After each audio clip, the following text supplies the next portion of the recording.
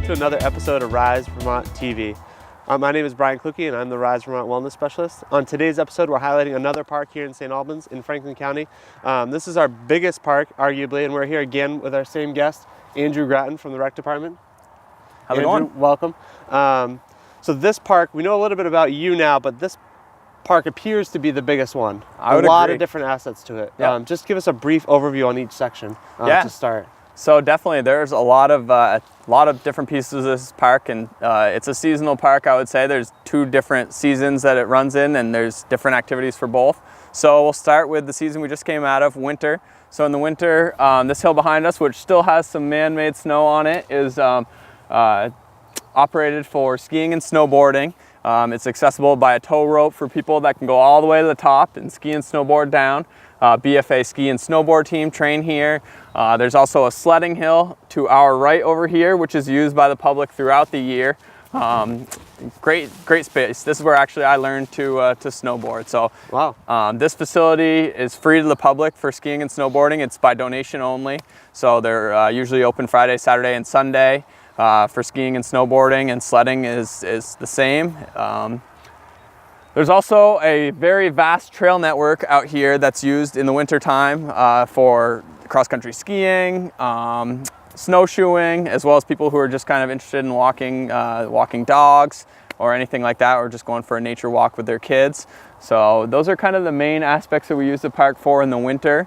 Again, this park is all free for use by anybody, for people that live in St. Albans, for people anywhere in Franklin County, the state, and we also get a lot of visitors from out of state that come to use the park for different reasons. For the winter time, we do a lot of programming for the Rec Department up here as well. We have ski and snowboard lessons, cross-country ski lessons. We do some horse-drawn sleigh rides up here in the winter, which are a great thing. And we also have our winter carnival, which is one of our biggest events up here. So kind of all sorts of stuff going on up at Hardack throughout the winter. Transitioning into the spring, summertime, the hills are all the trails are opened up a little bit more since there's no snow on the ground. So the trail network that we use for cross-country skiing and snowshoeing is actually expanded to the whole mountain, which people use for hiking, biking, running. Yeah, we do cross-country trail runs, running series throughout the summer for kids and adults. 5K, 3K, and 1K trail running series on the cross-country trails. Starting up soon, we'll have the Phantoms lacrosse program up here, which is a very large program that's got started a number of years ago in St. Albans. Also in the backfields, we have a soccer program, St. Albans Soccer, that participates back there. In the fall, we do our fall soccer for the Rec Department up here. Just trying to think. There's so many things going on up here. Do you have any other things? I know you do a lot of the mountain biking up here. Absolutely, yeah. This place year round, it sounds like it offers something during every season. Whether there's snow on the hill or whether it's sunny and the ground is dry, there's something to do here at Hardack. One important thing to note, with accessibility, you'd mentioned it's open to the public, open to people out of state, open to people traveling down from Montreal, what have you. Yeah. Now, I noticed there's a gate at the entrance here. Is that kind of open dusk to dawn, or is it recommended to park away and walk into this area? Yes. So the gate usually only is opened when there's recreation programming going on. So if the mountain is open for skiing or snowboarding, the gate would be open. If the Phantoms are playing or we're playing soccer up here, the gate would be opened.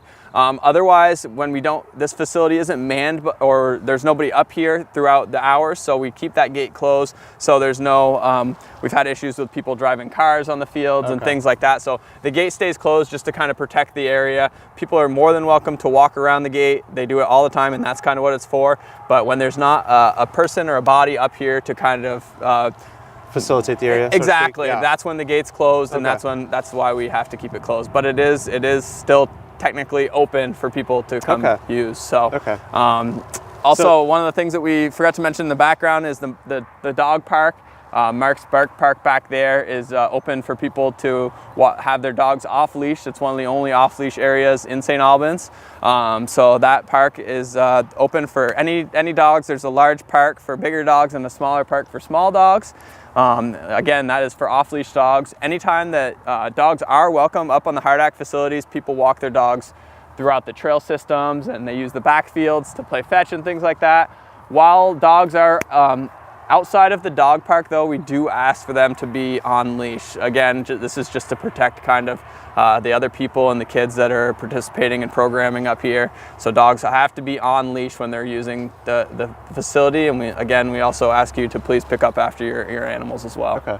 And now on the pickup piece, I'm not sure about up here, but maybe touch on, there is as well some doggy bags in the park. Yeah. To always encourage people to pick up after their animals. I think there's 6 different dispensers in the dog park. Okay. In all different corners of it. There's also bins for people to put their waste as well. So there is plenty of those. Tons of different ways to dispose of that. Yes. So as we're approaching, we're getting into some warmer months, warmer days here at Hardak. The ground's going to start to dry up.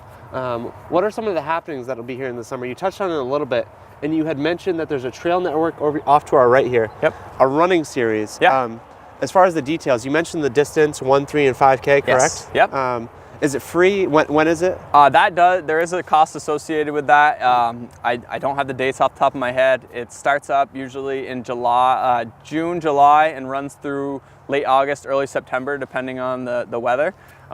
We have the 1K runs for the kids, which are in the backfields.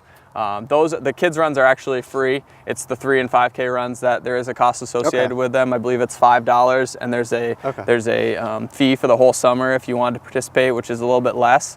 And we do provide water and snacks after the runs as well. Awesome. Everybody's entered in. Every time you run in the trail series throughout the summer, you're entered in to win a $100 grand prize at the end of the year. And every week, we actually give away a gift card to a local business. You don't have to win the race that week. You just have to participate. Your ticket gets drawn, and you could win a gift card that day, or you could be entered in to win the $100 at the end of the year, which is a cash giveaway. So that's fantastic. Yeah, and we got a lot of that. Has been growing over the last 3-4 years, and we had a ton of participants last year. I think for the kids runs, we had as many as 15 or so kids running, and for the adults, up near like 20 people running. Wow. I try to maintain the trails the best I can, and also there's 2 different trail options for people to run. One on more of a single track trail, which is a little bit narrower, and one on more of a wider cross-country style trail as well. So there's kind of a little bit of everything. Nice. Some options for everybody, no matter your running ability. It sounds like everyone's welcome to try out this. Now, when I'm looking at the hill from experience, another great thing here as well is there's what you can see, but there's also what you can't see. Here at Hardak, kind of on the top, there's a lot of trails that are accessible by walking, biking. Is that right? There's a whole kind of trail network. Exactly, and that's one of the things I wanted to touch on. There's multiple entrances to the park. So main entrance that we came through that has the gate blocking it. That's kind of the main entrance that most people use. There's also right off Congress Street, right? Right off Congress. The address, I believe, is 179 Congress, although there's not a number. It's all the way at the top, the east side of Congress Street. There's also an entrance called the Governor Smith entrance, which is on Congress Street as well. Across from the top of Smith Street. There's some parking there on the side of the road, and there's an entrance there that can bring you into the side, I guess the south side of Hardak Trail System. And then there's also an entrance off Isham Ave. So all the way at the top of Isham Ave, there's actually a trailhead there, and you can get access to the trail system as well from there. So those are kind of the 3 different entrances, and they'll bring you all onto the main trail system that's around the Hardak Mountain. That's fantastic. So while this area is vast and so big, there's not necessarily one entrance point. It sounds like there's a couple. And Governor Smith doesn't have a trail sign, but if you're on Isham and you see this trailhead or this post, that will take you to this trail network, and eventually you can get on this side, correct? Yeah, and there's an app called the Trail Hub app, which Hardak is a part of, and it has every trail on Hardak mapped out. If you download this app, and it'll actually use your phone's GPS to locate you on the trail system, so you can actually see the trails, you can see yourself and follow yourself around the trails. So for people who don't necessarily know Hardak or get intimidated by the trail network, it's a way for them to kind of use that and guide themselves around. And we're actually in the process of getting these trails, getting some signage and different labels up there for people who don't have access to that type of GPS, or don't have a phone, or don't want to bring it with them. We're working on getting some signage up there on the trails to kind of help with that as well. That's fantastic. Yeah. There's so much going on here, and it sounds like the community is involved. There's so much programming, what you described. throughout the year, not just in the summer, not just in the fall, in the winter as well, Yeah. given that this is a hill. Now, behind us, there's a little bit of construction, a little bit of to be determined. Can we talk a little bit about what might be happening here in the future? Yeah, so a couple years ago, before this structure that is currently here, which is kind of a mobile trailer, there was a small shack here that I kind of grew up in, and this is where people would put their gear on, kind of warm up, get out of the elements of the winter. But it was very overdue for some renovations. So we've actually come into some money from some people, and they're looking to redo the lodge and make kind of just that, a lodge area for people that's a little bit nicer. It's not going to be anything crazy. Massive, but a little bit more up to date. Exactly, and it's going to be something that people can kind of come in, like I said, get out of the weather. We're hoping to have a deck on it, which would be a great feature for parents to kind of watch their kids when they're playing sports on the fields, watch their kids when they're up on the hill doing skiing or sledding and things like that. And we're hoping that we can get that done. Hopefully, fingers crossed for next winter season. Wow. Hopefully we would be able to break ground this year if the plans and everything get finalized to have that ready for next year. That's the goal. That's really exciting. Yeah. And this, I mean, not that it lacks anything, but we can just envision that building being here and what an asset that would be. Now, you mentioned switching out gear for the winter. Is this building going to be year-round, serve multiple purposes, or what's kind of the vision along there? Yep, so if they do plan to break ground this year, we're actually planning on moving this trailer down to this area over here so we could still use it for storage and different things like that, and we would have it as well in case there was any issues and the building wasn't finished or anything like that. We'd still be able to use it for the winter. Absolutely. So we definitely plan on keeping that around as a backup and for different programming and different storage options that we might need up here until the building's all finalized and ready for people. Fantastic. Yeah.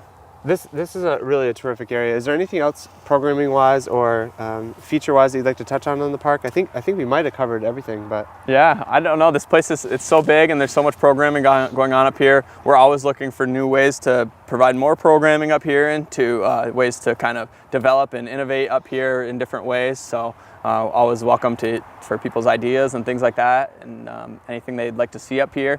Feel free to give us a call at the rec department.